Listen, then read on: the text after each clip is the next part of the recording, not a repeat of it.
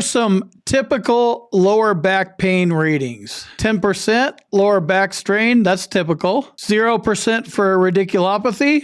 0% ratings, they're all over the board. That's typical, 0s and 10s. The neck is also included in back pain ratings. You can have different ratings for your neck and your back. Cervical strain here, 20%. Radiculopathy, that's a good secondary actually. Right upper extremity. We have a cervical strain right here at 20%. That's a decent neck rating. You could have different ratings for your neck and your back. We have a lumbosacral strain right here at 20%. That's decent. Left upper extremity, that one is 20%. I'm showing you examples here because these are the typical ratings that I'm able to access, and I want to show you stuff in va.gov and eBenefits, stuff that you can relate to and stuff that you're looking at. So that's why I'm using these examples, using my little iPad and my pencil. So hopefully my illustrations are making sense for you. Here's another example. Here's a lumbosacral strain at 10%. Got a secondary, that's what this means. 10% for sciatic pain / radiculopathy. Here's another cervical, so 10, 10, 10. Typical ratings. So this is the best example I can kind of come up with right now. A glass of water. So you have a glass, I guess this isn't half full, it's 3/4, right? It's 1 cup. That's where it is now. You want it to fill up here. But what happens if you want to put 5 gallons in there? 5 gallons of water in 1 cup. You're probably going to end up with some overflow. You can only put so much water in 1 cup, right? Same thing with back ratings. They only go so high. They max out.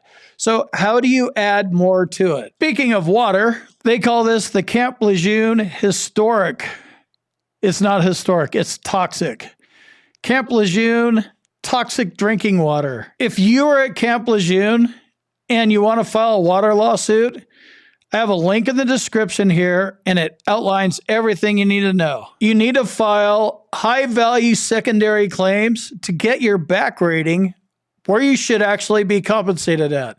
You have to learn how the VA rates your back, which is low, and they lowball. You want to file high value secondary claims. I define high value as 30% or higher, IBS, right? IBS, 30%. Obstructive sleep apnea comes in at 50%. That's a good one. Looks like we have a couple secondaries here. Diabetes, 10%. Urinary frequency, 10%. Varicose veins, these aren't secondaries, but these are high value in this veteran's case. PTSD, 70%, right? Squiggly face. That's a good one. 100% for chronic fatigue syndrome. How about a 50% rating for generalized anxiety disorder? Cool, 50%. That works. How about a 70% rating for adjustment disorder with mixed anxiety and depressed mood? 70% rating. These are high value claims. If you're going to be spending time filing a claim, high value claims. If an increased rating is what you're going after, increased benefits. If you want to be on the hamster wheel, nobody wants to. I'm kind of being an idiot here, but we get stuck on it. I'm no different. I did it for 27 years. Hamster wheel blows. We want high-value claims. Let's get this stuff moving. Secondary claims look like this. You have something that's already service-connected. In this case, it's tinnitus. You got your little secondary arrow. Somatic symptom disorder with predominant pain, persistent. Cool, 50%. That's a good secondary claim. This works for whatever you want it to work for. Somatic symptom disorder can be secondary to the back, your knees, your feet. Fill in the blanks. If this isn't making any sense to you, join my boot camp. I can help you understand the VA claims process. I have live sessions twice a month, and you can email me. I can point you in the right direction. I guarantee you're going to learn something. Be specific when filing secondary claims. So if you go into eBenefits or va.gov, you have a little checkbox here, right? My disability was caused by another service-connected disability. Oh, okay, cool. I'll just check that checkbox. Please choose the disability that caused the new disability you're claiming. Right here, right? In this box. That's what a secondary is. So Right now, we're going with depressive disorder with gambling disorder. Then we have, please briefly describe the disability. Depression's affecting my life. Depression's changing healthy living. Not bad. I would go with a statement more like this. I'm following my sleep disorder secondary to my already service-connected depression. Difficulty falling asleep. Say a few words about your symptoms. I'm tired and fatigued. My memory is suffering. My energy levels suck. I'm no longer an effective worker. That speaks to your social and occupational impairment. But at the end of it, and this is going to be a personal statement 21-4138 is where you're going to write this. Don't try to fit it all into their little box. Also, I have a doctor involved that wrote the nexus for me. This is important. Make sure you fill out a statement for every disability you file a claim for. It's huge. Refer to your nexus letter. Refer to the notes that are relevant to your claim and submit them with your claim so they have them. If you have 15,000 pages, submit page 5, 5,700, however many are relevant. Here's the nexus. Point to the nexus, the DBQ, the independent medical opinion. Point to that stuff so the VA rater doesn't have to go wading through piles of shit. Just give him the 5 pages. If he wants to go look at more stuff, more power to you, buddy. When you're filing secondary claims, make sure you provide the nexus. If you do not provide the nexus, you're leaving it to the VA rater, to find the nexus. That guy can't find shit. He's overworked. He's on a clock. He's got a quota. Don't count on that guy. He's like making 40 grand a year. He has no investment in your claim. Oh, I'm here to help veterans. He's there to save his job. Provide the nexus. What happens if you don't provide the nexus? They're going to say this exactly right here. The VA medical opinion found no link between your radiculopathy, left lower extremity, fill in the blanks, and whatever you're trying to connect it to. And then they're going to point out that there's favorable findings and you're going to get excited. Don't get excited. Favorable findings is like double speak. The claimed issue is secondary to the primary non-service connected disability. Your lumbar radiculopathy is associated with your lumbar spine. You have been diagnosed with a disability. There's no link. There's no nexus. Look at all this positive stuff. You got a secondary. Secondary, they're conceding a lot here. You got all sorts of stuff. But guess what? You don't have a nexus, so sorry, claim denied. Ask your VA doctor for a nexus. If your VA doctor won't write you a nexus, then try your private doctor. That's your second option. You need a nexus either way, so get one. It's either a VA doctor or a private doctor. If you need help, check out medical experts at secondstrata.com. Email them, include your phone number, and tell them what you want to do. I need a nexus for this. I need a diagnosis for that. See if they could help you out. There's a link in the description. Another thing you could do is file a TDIU claim, total disability based on individual unemployability.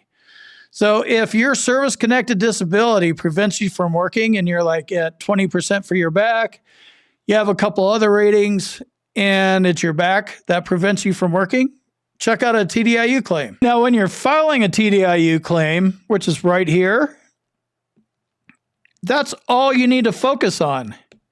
You're saying that your service-connected back prevent you from working. You can't work anymore.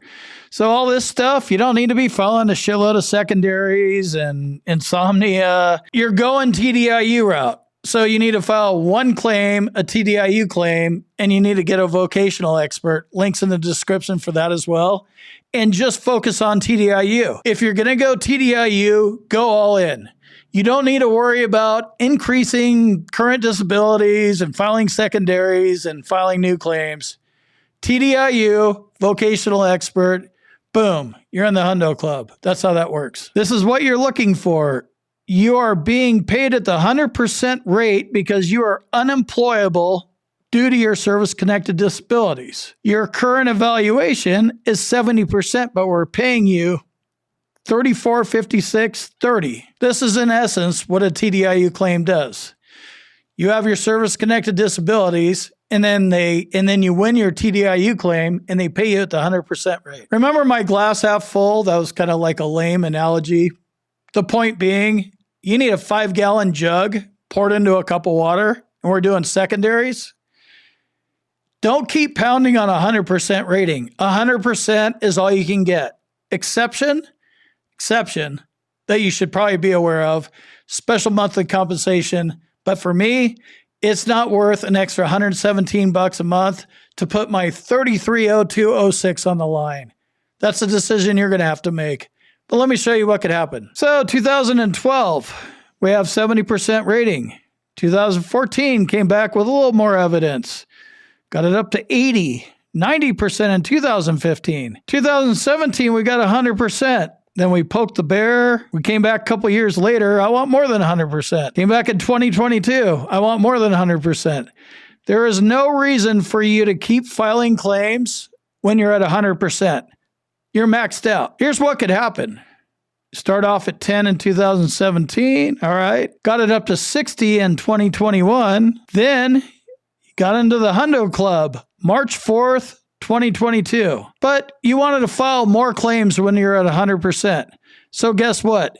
They reduced your ass down to 70 again because that's what the VA does. I'm telling you, this is the way the VA operates. The 55-year-old rule is bullshit. 5-year rule, 10-year rule. The only rule that's worth anything, and the one that I stick by, is the 20-year rule.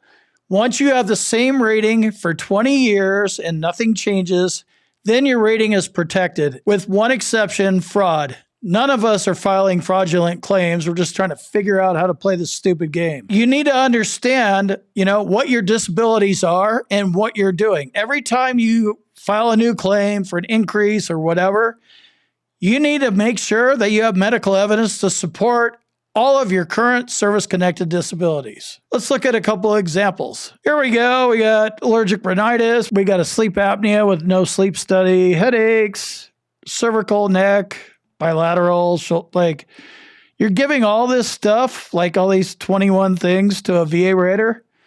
Okay, your sciatica, we'll just pyramid that in with your hips, then deny your hips, right? Learn about pyramiding, learn about everything you're service connected for. If you have 25 things, it's a lot to remember. I would count on a decrease every time you want to file for an increase. So if you have tons of these conditions, make sure you're backed up. You have medical evidence, you have reports, your symptoms are reported properly. If a VA doctor is lowballing you and lying in your records, get a private doctor. Don't go filing for any kind of increase unless you're protected. I don't mean 20-year rule protected. I mean, you have some kind of medical evidence to support that you don't deserve a reduction. Be strategic when filing claims so you can formulate a solid argument if you need to appeal.